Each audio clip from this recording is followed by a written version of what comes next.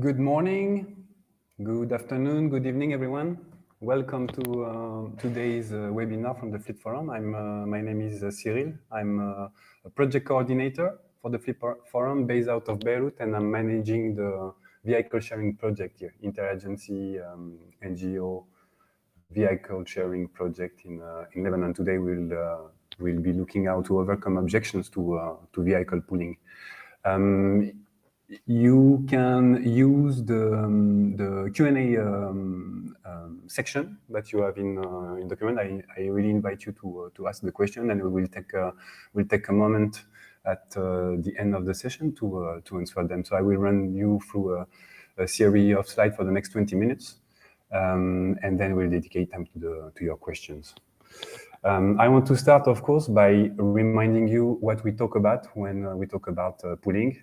I want to make a distinction in between what we do at an agency level or at a program level or at an office level and what we do between interagency.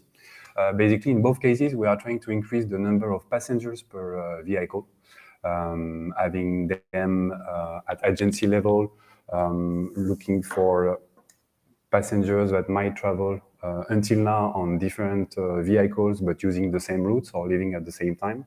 When we talk at interagency level, we are trying to do the same exercise, but using the means of the different agencies that are using the same routes or living at the same time. So in both cases, we want to increase the number of passengers per vehicle. What are the benefits of pooling? There are several. Of course, there is a question of cost. Reducing the number of vehicles on the road, it's reducing the cost of operating the fleet. Not only of operating it practically, but also it's, let's say, back office management. A proper pooling of your fleet allows to reduce its size. We are talking about minus 10 or 15% of if we are properly pooled, and it has very positive impact on your KPI, namely the increased availability, the visibility you will have on your fleet and how to operate it and allocate it in your different activities. But also it increased the fleet utilization rate. It reduces the total number of vehicles that you need. It reduces the total number of kilometers that are driven because you are doing one movement with one vehicle instead of two, for example. And of course, we increase the occupancy rate. That is a more and more important KPI, particularly also for sustainability. Time and cost are very related. Time is money, but the management of the fleet that is involved, the pooling really allows to reduce efforts, to reduce the time spent on planning and all the administrative management, drivers management that you have in the back office. So those gains of time are also of big value. As I mentioned before, the impact on the environment is very clear. We reduce the number of vehicles on the road, so we reduce our footprint because we run less kilometers and we emit less CO2. Cost, time, environment, but that's not all. Reducing the number of vehicles on the road, it's also reducing the probability of accidents. And of course, the potential need for tracking those movements. Apologies, there is an S missing in my slide. And one last argument, one benefit that is often forgotten is that the fact of having colleagues or even staff from different agencies riding in the same vehicle increases collaboration, increases coordination, and that's not to be neglected. Very important, and it can bring benefit to not only your organization, but the programs are implemented, and of course, in the end, benefits for the beneficiaries that we are serving. To document a little those cases, you will find in the knowledge platform of the Fleet Forum. You can simply type keyword like vehicle sharing or carpooling. You will find different materials. Here I have captured one for the agency level management, a business case from UNICEF. in Laos that basically highlights that when you look into your data of what movement trips you are doing and the departure time, you can rather easily identify some saving. In this business case, doing this exercise allows to reduce by 10% the number of trips. This is the case for agency or, as I mentioned, office level or program level. But in the case of interagency, it's also very beneficial. Here, a slide illustrating the Lebanon business case. So these figures are coming out of the review of 6 months of movement plans of 3 different agencies in the country, and it's identified by having a fixed departure time on the same route with a 5-seater vehicle, allowed to reduce by 20% the number of trips. And when you allocate another type of vehicle, you can reduce up to 28% the number of your trips, and consequently reduce mechanically as I mentioned before, the accident, the time spent on managing those movements, the carbon footprint. So yeah, very documented benefits already. I would like you to use the chat box and to take a few minutes a few seconds, sorry, because we don't have that time, to answer this question. What are the most common staff reluctancies to pooling you are facing in your day-to-day? Please. And I see that we are 54 online. I'm sure you have a lot of different reluctancies you are facing.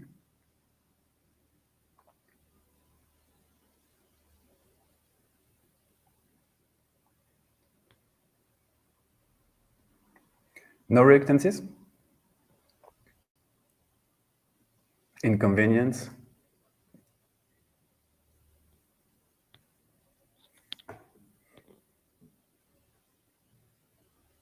Exactly. The questions of funds. People believe they are owners of the vehicle. I have a specific schedule. Excellent. Ego, it's a good one. Ownership, trust, dedicated vehicle, no one else can use it. Selfishness, different work plans. Paperwork's a good one, the administrative framework. Yeah, limits the possibility to use the vehicle for non-work related. Comfort, overtime payment modality for the driver, yeah. And the question of timing, yeah, okay.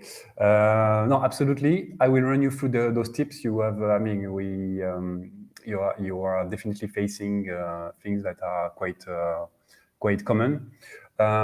Tips to overcome.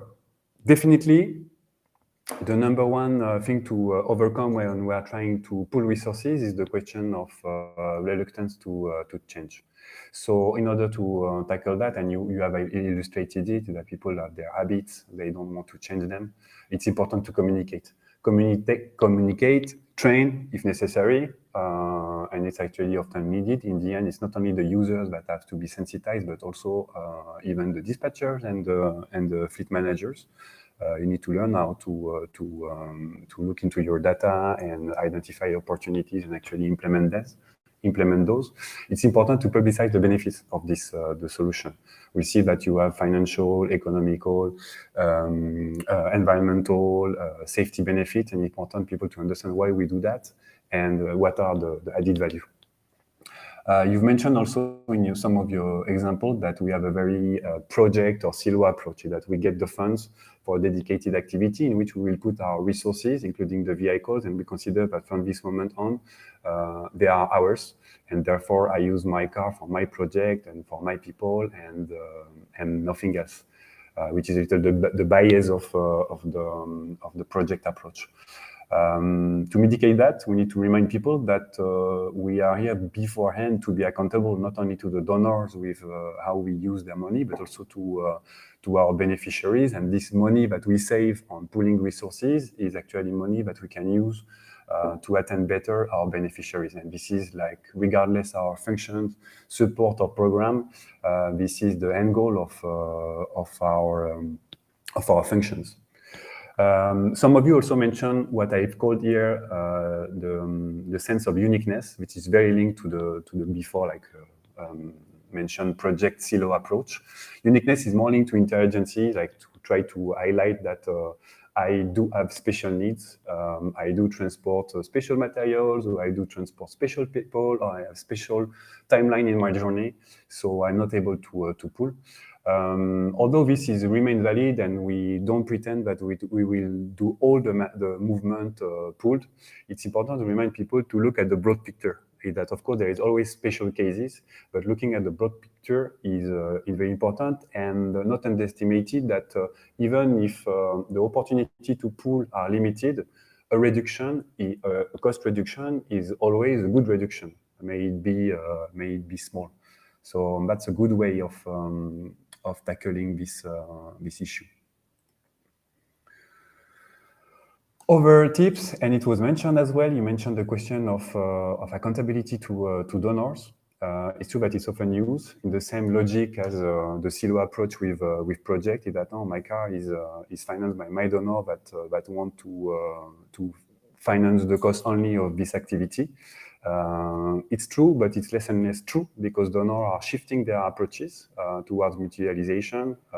I'm referring here, for example, to recent eco logistics policy that really promotes the idea of mutualization. In the end, as we mentioned before, related to cost, savings is always eligible. So important to use those arguments with the colleagues and with different management of the organization to push things into that direction. When we document to donors that we are saving resources, particularly on what is hard to fund, the support functions, is valid. And as I mentioned, it's more and more promoted by them. In the case of the question of accountability, when you do interagency vehicle sharing, what I propose you is really to try to focus first on actually sharing movement, interagencies, and look after into the cost splitting and the eligibility. Why? Because sometimes it can be frustrating and slowing things down that set clear those points before actually sharing movement, which should be the objective. So let's not impede having the pooling happening using some, let's say, more administrative or eligibility criteria. Cost reductions are eligible. On the angle of safety and security, it was also mentioned in the chat several times. People will mention that they don't, for security reason, don't trust potentially in terms of interagency, what are the measure of the other agencies that is managing the vehicle in terms of safety, of security. So what is important to do here is, of course, to involve the security focal point. As we mentioned, pooling reduces the number of vehicles, so reduces the number of potential accidents. They need to be involved, they need to be aware about those benefits. It's not always the case. And in terms of security, it's also important for interagency to actually benchmark the different procedure and protocols that we have. In the end, although we can be part of different institutions with different work cultures, in the end, we tend to apply quite some standardized approach. And in the case of doing this benchmark, you realize that everyone is basically implementing the same kind of process and protocols. Moving to another set of issues, there is, when we talk about interagency, a question of visibility and reputation. Some agencies might consider that they don't want to step in another car because their visibility can be impaired by in certain areas in views of beneficiaries or authorities. So those arguments are very important to take into account. Again, good to benchmark what are the different practices, and of course, as I mentioned before, for the cost, maybe we will not be able to pool interagency everywhere, but still, I'm pretty sure that there is a space to have some pooling happening. Maybe on intercity movement, and not necessarily in the last mile that we do, where usually it's more tricky and that visibility is a little more taken into account. Another reluctance that we face, particularly interagency, as you know, those initiatives are very beginning, may it be in the UN, in the UN system or in the Red Cross Red Crescent system, but also in NGOs system. So things are starting, and the trend of agencies in front of those initiatives is to say, okay, I will wait for it to start and see in a few months how it works. So it's important to try to enroll agencies in the project. It's exploratory project. It's really about not unlearning, but learn to do differently how we have been managing fleet for those many years. So important to invite them into exploring together. Strengths in number, important to face those topics together and explore. The more we are around the table to explore those things, the less chance we have to fail or to face difficulties. We need to fight against this wait and see. Actions need to be taken. A good way also, of course, apart from involving the senior management of the organization, also potentially the consortiums that exist in your area of intervention or that you are taken part of, but also the coordination mechanism available in the area or in the country of operation to promote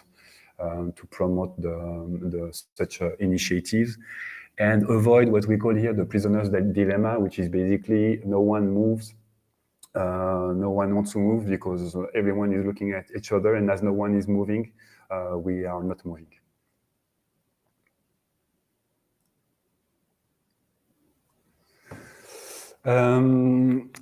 The last two sets of reluctance that we are facing, there is one that I call solutionism. And here again, I'm talking about the interagency pooling. We tend in our sector to, when we identify a problem, to have a very silver bullet solution implemented. In the case of putting in place interagency vehicle sharing, as I've mentioned, we are exploring. We are trying to unlearn how we were doing things until now and learn how to do it and to collaborate with other agencies. So stakeholders, agencies need to embrace this complexity, needs to embrace the idea of new ways of working. We need to promote that and need to build, a common understanding about what the final objectives and try to promote this participation, this collaboration, this openness to how do you say, tailor size a solution to a specific problem. In that case, reducing costs, reducing footprint, reducing risk of accidents. And also linked to the interagency approach to pooling, often we can have a reluctance when we start that we tend to be, I would say, bureaucratic, and we want things to be set in stone in documents before actually starting. So it's an important thing to take into consideration. So even though when you start interagency pooling, you should be aiming at sharing movement, that should be the objective. But don't take too much time in coming up with a MOU or, let's say, a formal operation framework, administrative framework that will reassure the sometimes bureaucrats that we are. So come up, have it in mind, prepare it, because it's something that we face a lot into our initiative of interagency vehicle pooling. Now, in brief, so the key arguments to overcome reluctance are really the following one. You need to use the argument of efficiency, resource management efficiency, cost and resources optimization.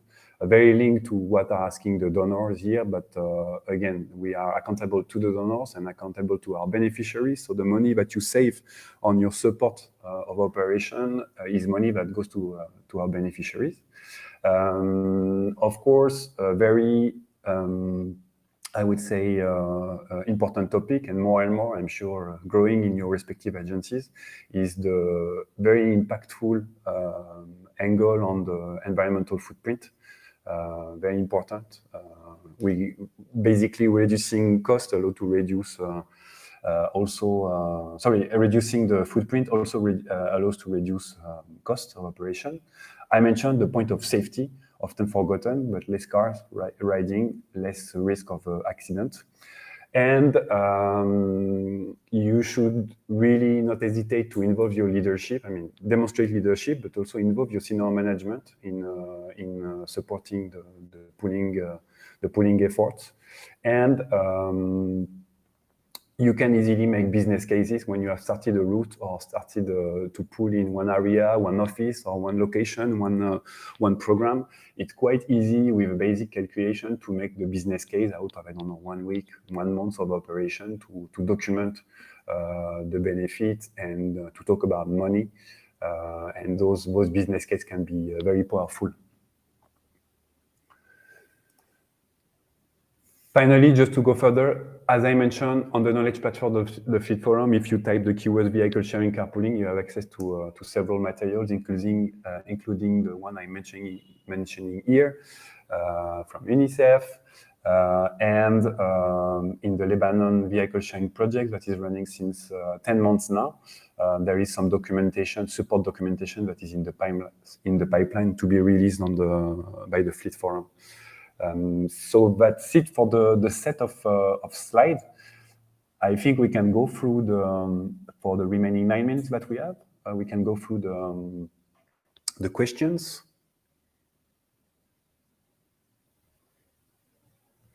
Which parameters do we use for computation of cost benefits in carpooling? Computation of cost benefit in carpooling.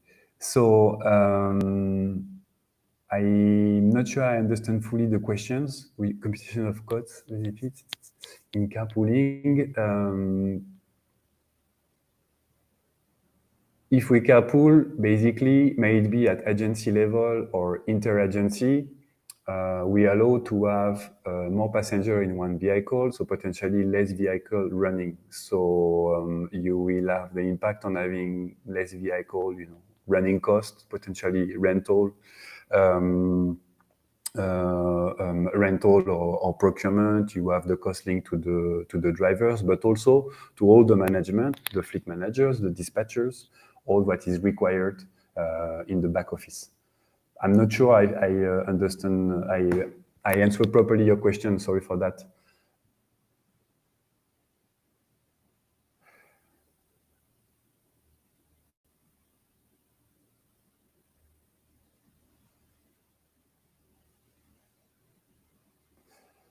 Agency, vehicle purchase and management, different agency. Yeah. So yes, if you consider here the interagency, of course, there is different retention and hiring process. What we have done in Lebanon was very interesting in the sense that we benchmark all that. How do we recruit drivers? What are their salaries? What are their the frequency of, I don't know, medical check and stuff. We spent quite some time into that. And we realized that, for example, finally, all agencies may then be very different, have very harmonized practices. They tend to be standardized. And yeah, in fact, in terms of policies, yeah, what I want to highlight is that pooling should be business as usual. So your policies should be accommodated accordingly. Policies need to be fed by practice. Sometimes it's the way around, but ideally they should be fed by practice. So pooling should become business as usual. May you do that at your agency, program, location, office level, or may you do that at interagency level. Actually, in terms of interagency, it's one difficulty to overcome. In the beginning, agencies tend to do the interagency carpooling when they have time or a little bit on the side, The challenge is how do we integrate that as a business as usual. can move to the next question. What can we learn so far from the carpooling experience of Lebanon? So what can we learn so far from the carpooling experience in Lebanon is that first, you need to start.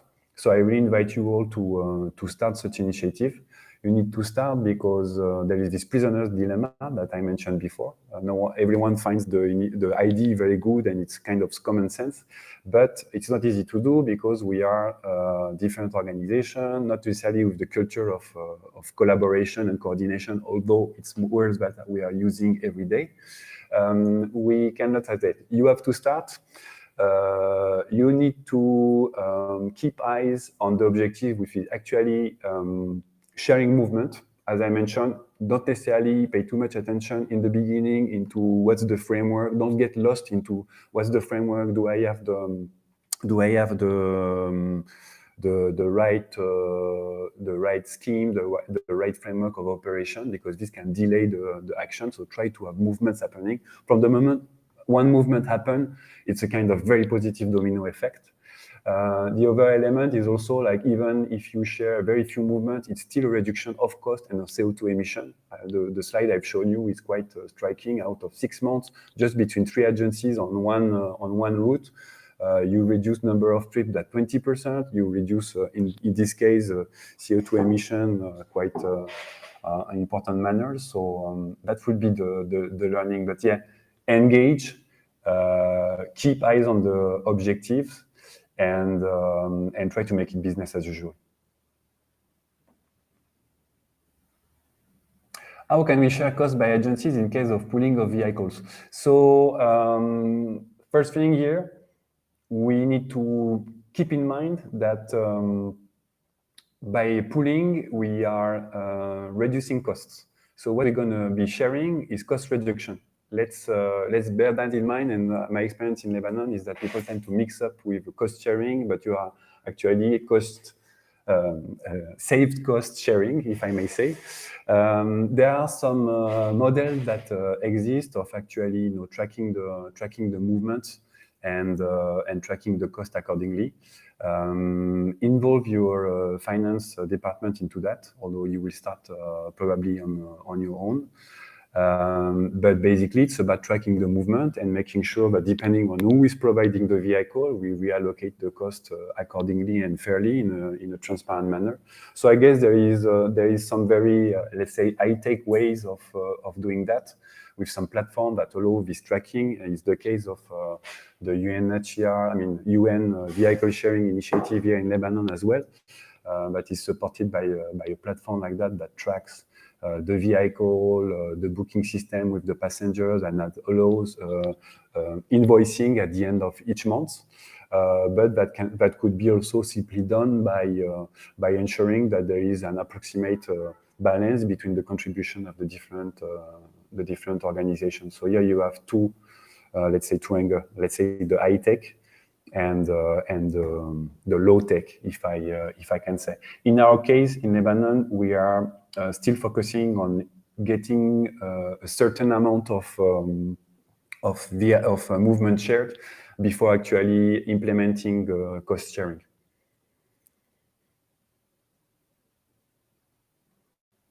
Is it better to hire individual drivers with private vehicles or do FWA, I don't know, framework agreement, with a company whose driver gets paid less?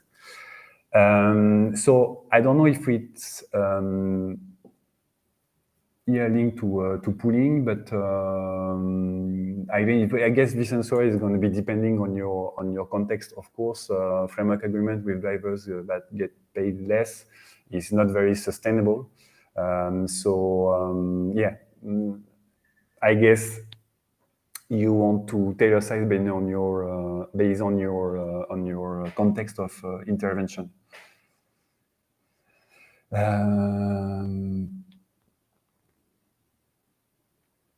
Okay, excellent question. Apart from pure vehicle pooling, so you are increasing the number of passengers per car, so you're decreasing the number of vehicles on the road. You can also look at the profiling of your cars. Like you want to have cars that have less weight. Weight means emissions. You want to have less powerful cars.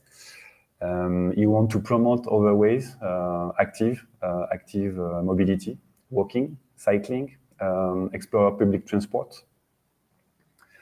I think we have come at the end of this session. I will be looking at the remaining question and try to provide you feedback in the coming days.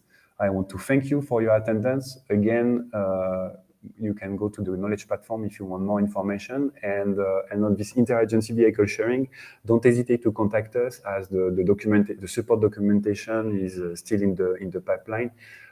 If you have interest, if you want to start that in your country, contact us, please. We'll be happy to support. Thank you very much. And thank you, and see you next time. And in the meanwhile, pull, please pull. Thank you.